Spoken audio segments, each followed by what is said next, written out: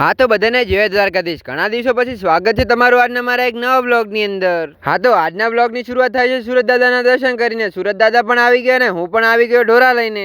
અચ્છા, this is અમારા ઢોરા. બીજા બધા તો ઘરે છે પણ આપણે ખાલી 3 ઢોરા સારવા આવી જવાનું. કાઈ કો ફોટા લિયા.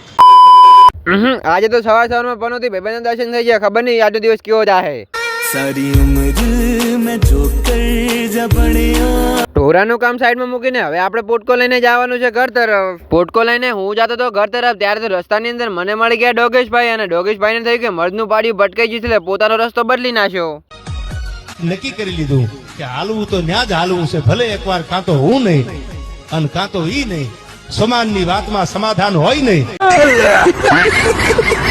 હા તો બપોરે મસ્ત મજાનું ખાઈ પીને આપણે જવાનું તો થરા એટલે મેં મારા 1.5 કરોડના બૂટ કાઢી નાખ્યા. પછી મેં ફટાફટ મારા બૂટ પહેરી નાખ્યા અને ફાઇનલી આપણા હાથમાં આવી ગઈ છે આપણા બાઇક ની ચાવી. ઘણા દિવસો પછી આપણા હાથમાં આવી ગઈ છે આપણા બાઇક ની ચાવી એટલે આજે તો થરાની અંદર ફૂલ બાકાજી કી બોલાવવાનું થાય. પછી ફાઇનલી હું આવી ગયો થરાની અંદર ને આ બાજુ અલ્પેશભાઈ મારા ડોક્યુમેન્ટ નું કામ કરતા હતા અને કયા ડોક્યુમેન્ટ નું કામ કરતા હતા એ તો હું તમને જણાવી ના શકું કારણ કે થોડુંક પર્સનલ છે. થરાનું બધું કામકાજ કરીને હું અને મારો રેડિયાલ ભાઈબંધ હવે નીકળી ગયા છે દૂધ ભરાવવા માટે.